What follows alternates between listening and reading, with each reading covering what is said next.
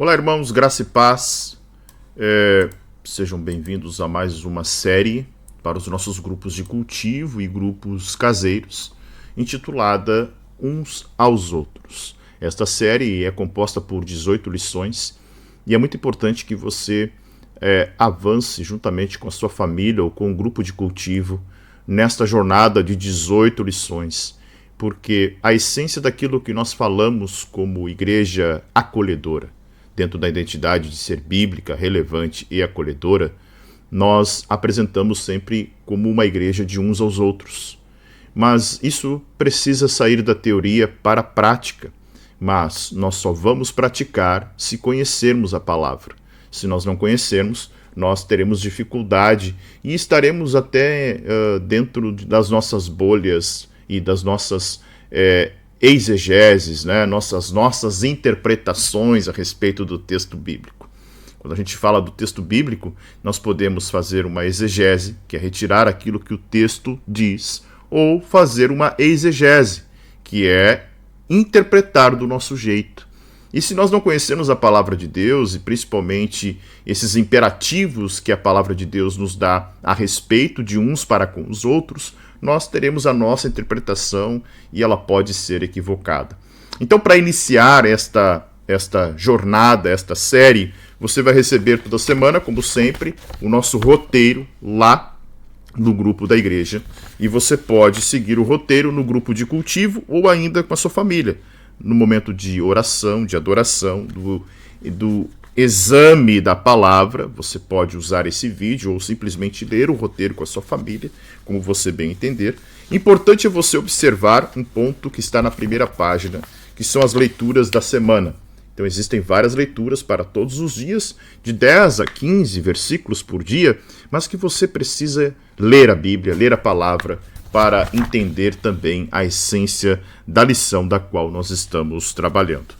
E eu quero começar trazendo o significado desta afirmação chamada um ao outro, que vem de uma palavra grega, eu já transliterei aqui, sile aleilon, que significa reciprocamente ou mutualmente, ou seja, pode ser traduzida dessas duas formas, e a Bíblia está falando justamente, então, de afirmações de reciprocidade, de mutualidade, ou seja, não é apenas um exercício da misericórdia, não é apenas eu alcançando o meu próximo, é uma é uma via de mão dupla, ou seja, é recíproco, é mútuo.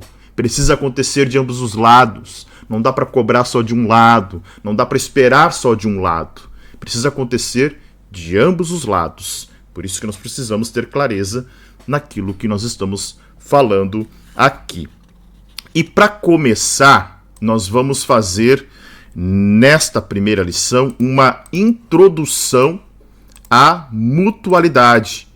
Muito importante essa introdução da mutualidade. E eu trago já de cara, de início, um texto base que está em João, capítulo de número 17, no verso de número 22 até o de número 26. Eu vou ler na Nova Versão Internacional, você pode ler em outra versão qualquer aí que você tenha.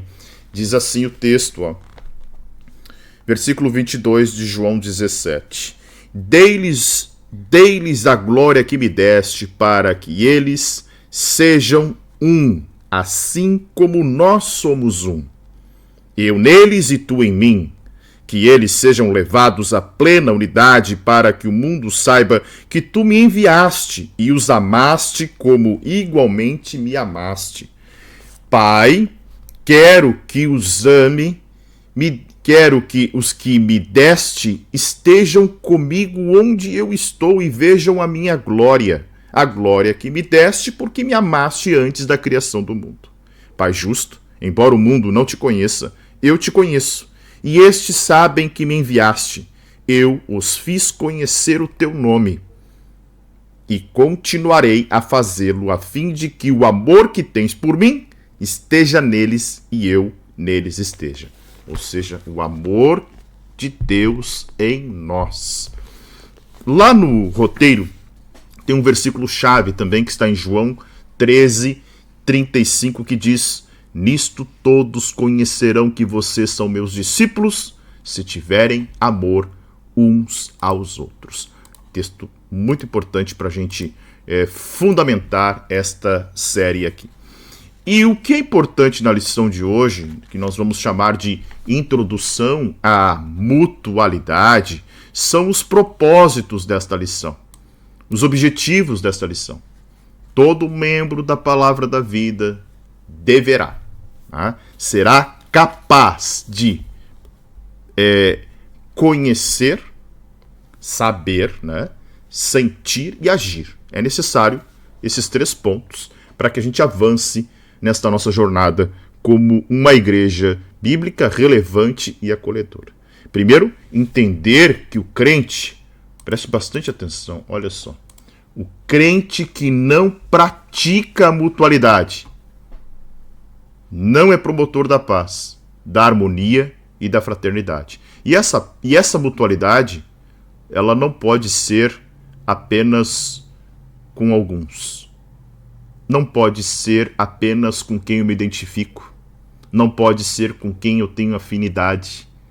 Ela precisa ser com todos. Segundo objetivo, eu tenho que desejar ser um instrumento útil para promover a mutualidade na igreja. E, na prática, me empenhar a fim de exercer os meus dons em benefício do corpo de Cristo. E aí tem, para mim, Anderson, uma linha de corte muito importante na identidade da Igreja Palavra da Vida. Os meus dons, eles devem ser utilizados em benefício do corpo de Cristo. Eu não posso usar a igreja para o meu benefício próprio, para os meus anseios, para os meus desejos, para as minhas realizações. Isto, na verdade, seria carnal. Nós devemos usar para benefício do corpo de Cristo. E aí a pergunta que surge é: qual é o valor de uma pessoa nessa introdução? Em algumas sociedades, por exemplo, a gente já viu até biblicamente falando, na época de Jesus, o homem era mais honrado do que a mulher, mais valorizado que a mulher. Em alguns ambientes da nossa sociedade, as pessoas mais ricas, que se vestem melhor, ou que têm mais status, ou mais bens, ou mais influenciáveis, são as pessoas mais, digamos assim, consideradas de valor em detrimento daquelas que estão numa outra posição inferior. Por exemplo, hoje em dia, você, dependendo do carro que você tem, você pode ser considerado uma pessoa de valor ou não. Se você tem um carro simples, usado, alguma coisa assim, essa pessoa não tem tanto valor quanto a outra. Então, olha como estamos vivendo uma crise. E a pergunta que fica aí em relação a essa crise é justamente o seguinte: e a Igreja de Jesus? Será que ela não é afetada por essas crises de relacionamentos?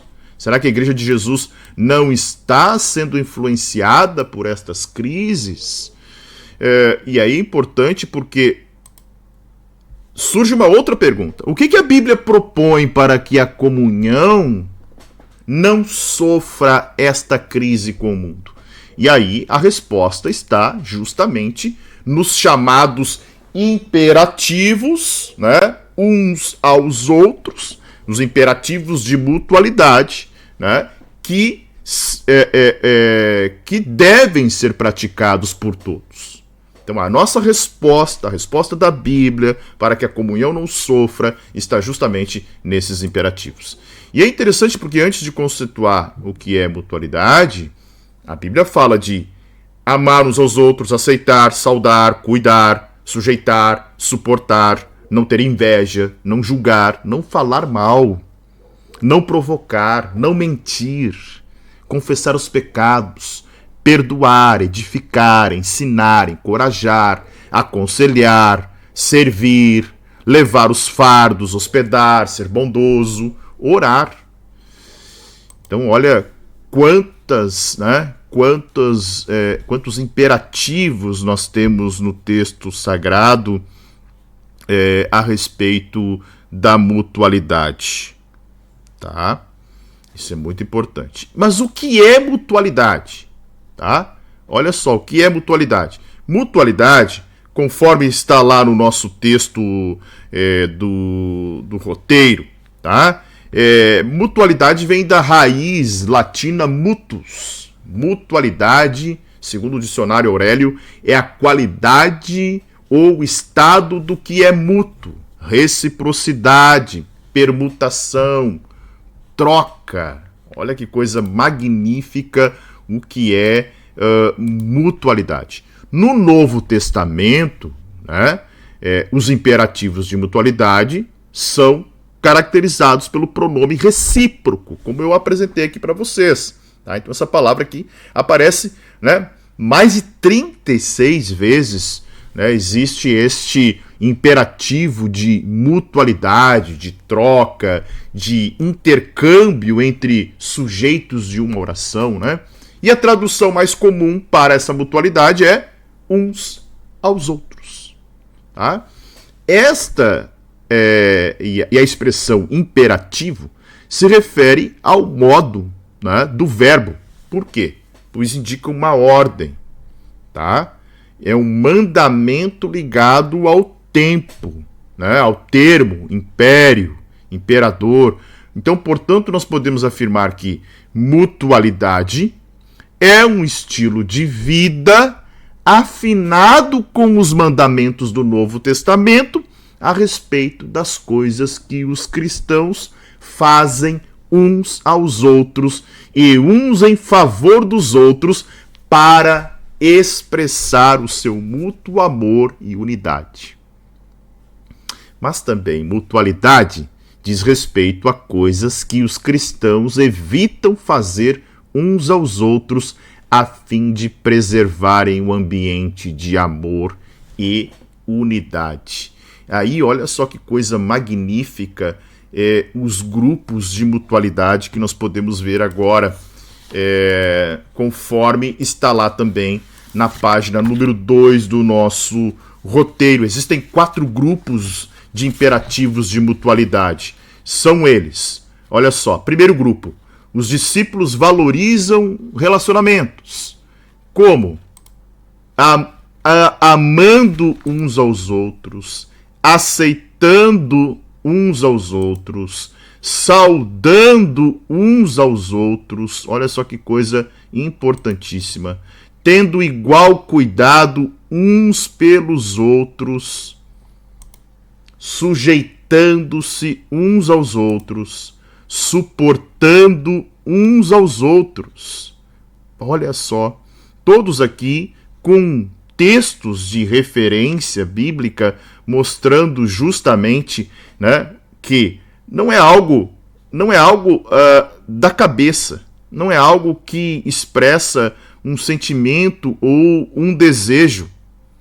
É bíblico. Tudo aqui é bíblico, tá? Então, notem bem esse primeiro grupo aqui. Deixa eu voltar um pouquinho aqui, só o slide. Olha só.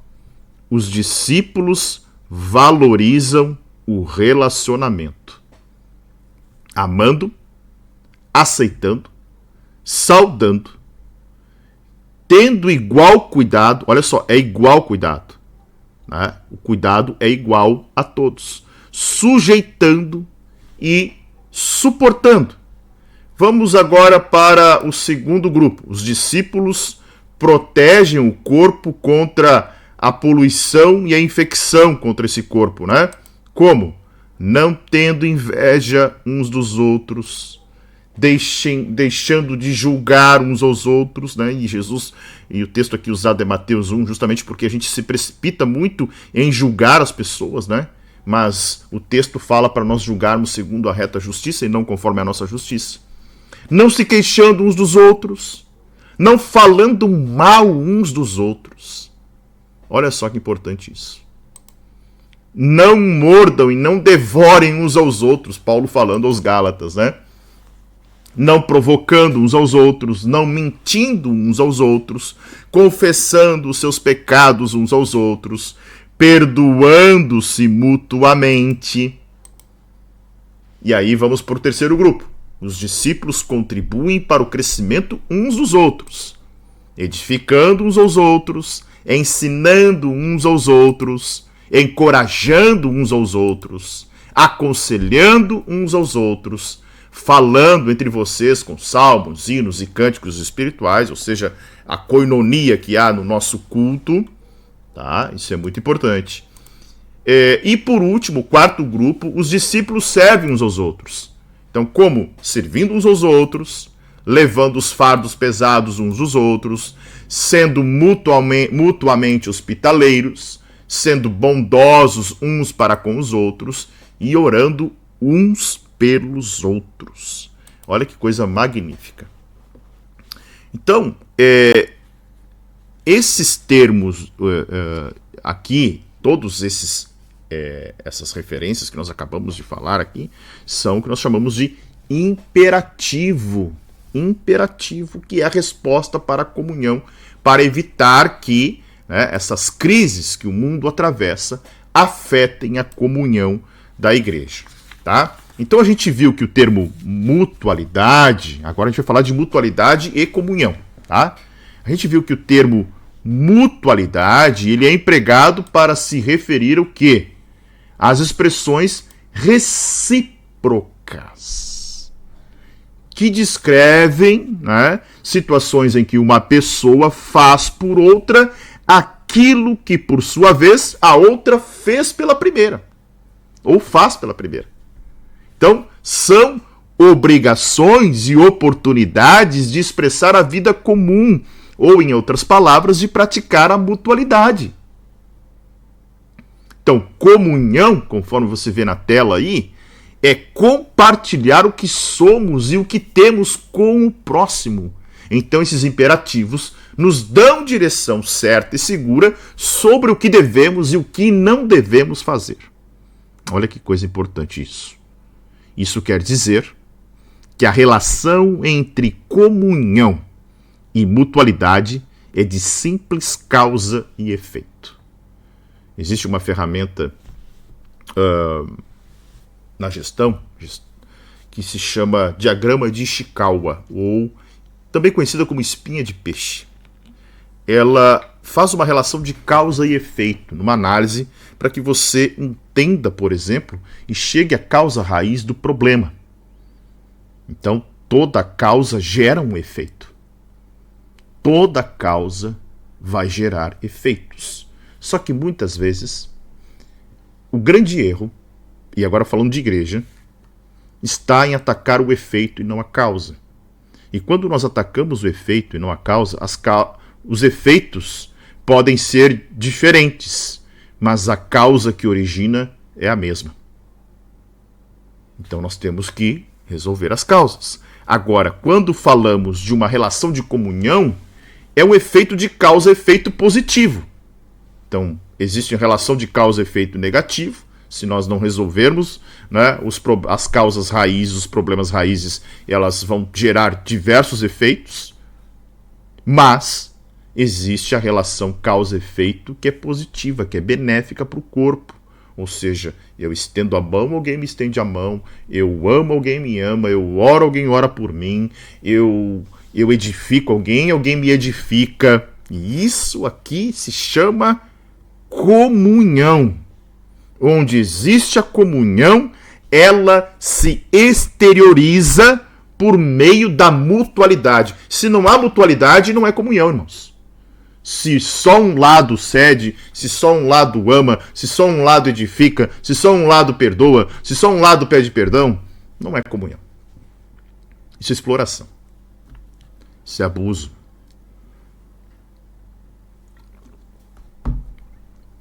Uma igreja que não está manifestando a comunhão pela mutualidade precisa examinar a si mesma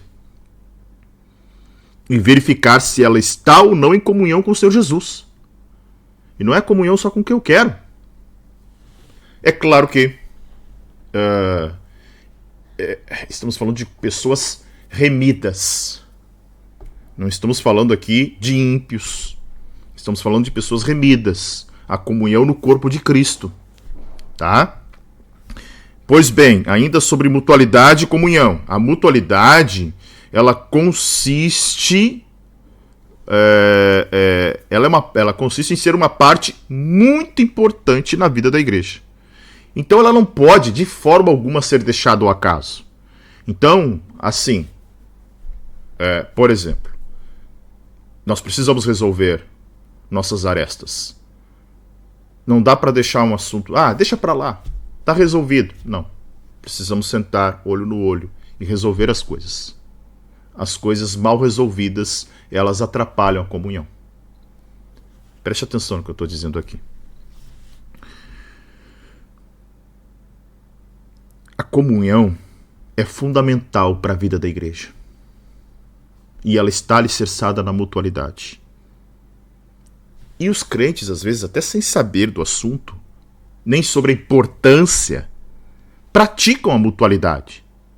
Mas essa vida de reciprocidade, para ser verdadeiramente bíblica, precisa ser praticada por todos os cristãos.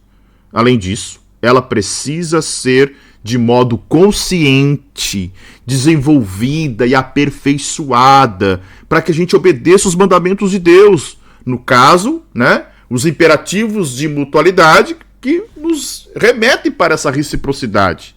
Então é preciso que a gente conheça esses mandamentos e o que eles significam para a vida da igreja, E aí a gente olha para a prática da mutualidade na igreja local. Então, por exemplo, primeiro ponto, a prática da mutualidade e os ministérios da igreja. Olha que está lá no nosso roteiro. Efésios capítulo 4, versos de número 15 a 16. A mutualidade e os ministérios da igreja. Mas seguindo a verdade em amor, cresçamos em tudo naquele que é cabeça, Cristo, de quem todo o corpo bem ajustado e consolidado pelo auxílio de todas as juntas, segundo a justa cooperação de cada parte, efetua seu próprio crescimento para a edificação de si mesmo em amor.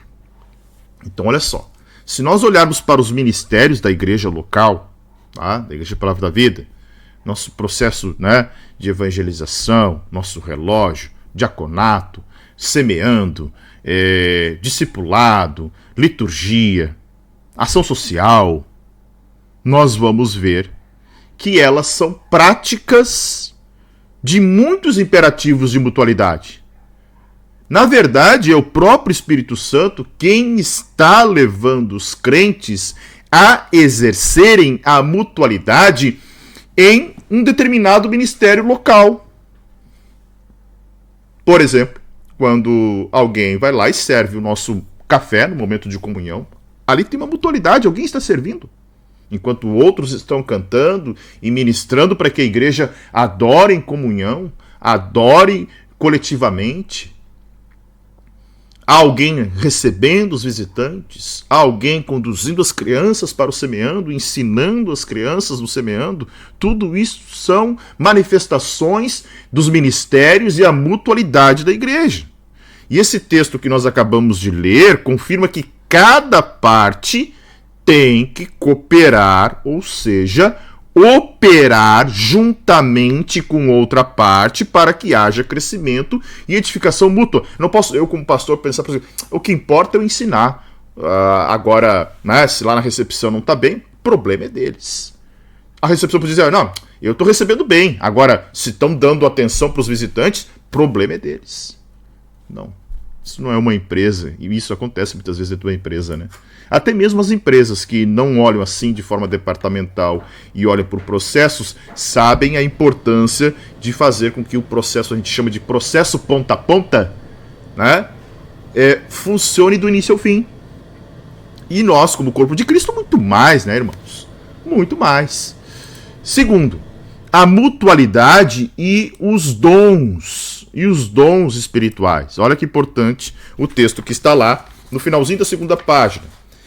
a manifestação do Espírito é concedida a cada um visando um fim proveitoso, ou seja, o exercício dos dons deve promover a edificação mútua. Nós vamos ter uma outra série mais à frente, depois dessa, que vai ser conjunta com a primeira série do ano que vem, de mensagens, que é sobre o Espírito na igreja. Nós vamos falar sobre os dons de serviço, os dons ministeriais e os dons espirituais. E aí nós vamos entender com mais profundidade essa mutualidade dos dons também. Terceiro ponto, irmãos. Acho que travou meu slide aqui, só um minutinho, gente. Estou gravando, mas mesmo assim, às vezes gera alguns problemas, né? Só deixa eu arrumar aqui. Só um pouquinho. Esse primeiro vídeo, ele é um pouquinho mais longo, mas os demais, né, não vão ficar tão longo assim. Só um pouquinho aqui. Perdão. Tá? Para eu não perder todo o vídeo que eu já gravei aqui. De volta, olha só. Deixa eu só fazer uma coisa aqui. Pronto. A mutualidade e os grupos de cultivo. Está lá na terceira página do nosso roteiro, que diz assim, olha só, versículo de Atos dos Apóstolos, capítulo 2, verso 44, diz: todos os que criam estavam juntos e tinham tudo em comum. Então, alguém poderia perguntar, né? A Bíblia ordena que muitos façam coisas para outros, mas como uns vão fazer para os outros se eles só se encontram rapidamente em um domingo, um dia por semana? Em outras palavras, os grupos de cultivo aproximam as pessoas umas das outras. Às vezes é impossível dentro de um culto, por exemplo, a gente levar a carga um do outro, orar um pelo outro, aconselhar uns aos outros. Se os uns só se encontram com os outros no meio de multidões reunidas para eventos semanais, onde, né, mal dá tempo de responder um oi, tudo bem, como é que tá a família? Tá? Como é que nós vamos praticar a mutualidade? E aí, a questão toda, né? Nas grandes reuniões, há o eu te amo em Jesus, meu irmão. Mas é no grupo de cultivo que há o eu tenho tempo para ouvir você. Eu posso te levar, né, para, né, te ajudar em alguma coisa. Eu posso te ajudar enquanto você está passando uma necessidade. Eu posso ser, né, o teu socorro próximo aqui, né, como irmão, dentro de uma, né, dificuldade que tu esteja passando. Mas nós só vamos descobrir isso, né, na mutualidade dos grupos de cultivo, na mutualidade da vida da igreja. E também, e não menos importante, na mutualidade do discipulado. Mateus 28, 19 e 20 diz: portanto, vão e façam discípulos de todas as nações, ensinando-os a guardar todas as coisas que vos tenho ordenado. Olha só. E eis que estou com vocês todos os dias até o fim dos tempos. Isso é magnífico, porque discípulo era a palavra favorita de Cristo. Para todos aqueles que a vida estava intimamente ligada dele. Só no Evangelho só nos 4 Evangelhos e no livro de Atos, tá? Nós vamos ver a palavra discípulo 261 vezes. 261 vezes aparece discípulo nos Evangelhos e em Atos, que significa uma pessoa que está sendo ensinada, uma pessoa que está sendo treinada. O discípulo é um aluno, um aprendiz, um seguidor. E há uma definição muito legal para discípulo pelo próprio Cristo, baseada no Evangelho de João. Então, primeiro, discípulo é alguém que está envolvido com a palavra de Deus de maneira contínua. João 8,31. Se vocês guardarem as minhas palavras, vocês serão verdadeiramente meus discípulos. Segundo, discípulo é alguém que ama os outros. Nós vimos o texto-chave aqui, está lá na primeira folha, né? Na primeira página do nosso roteiro. Nisto todos conhecerão que vocês são meus discípulos, se tiverem amor uns pelos outros, uns aos outros. Então o discípulo, ele tem um relacionamento contínuo com a palavra, ele ama os outros. E terceiro, discípulo é alguém que permanece diariamente em união frutífera com Cristo, conforme João capítulo 15, versos 5 ao 8, onde Jesus diz que nós somos os ramos ligados à videira e sem ele nós não podemos fazer absolutamente nada. Então, olha só, a semelhança de um recém-nascido, o novo discípulo de Cristo tem necessidades básicas. E quais são? Amor, alimento, proteção e ensino. Tá? E fica um texto aqui maravilhoso para nossa aplicação a respeito de discipulado, que é: discipulado é o processo de tomar criancinhas espirituais, educá-las e levá-las a um estado de maturidade e adulta comunhão com Cristo e de serviço eficiente na igreja. Então, olhando para os imperativos de mutualidade que nós vimos nessa lição, nós aprendemos que elas apresentam coisas que o Senhor Jesus, ele mesmo, ou por intermédio dos apóstolos, ordenou que a sua igreja guardasse. Portanto, quando se exerce o discipulado, está se praticando o instruam-se mutuamente.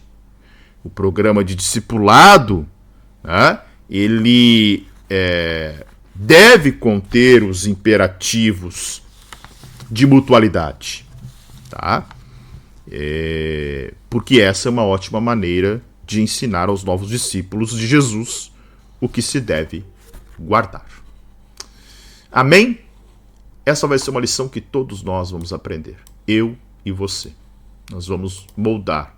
Se no final desta jornada de 18 lições, nós aplicarmos cada uma delas. E aí eu volto para o objetivo aqui, né, o primeiro slide que eu mostrei aqui para vocês,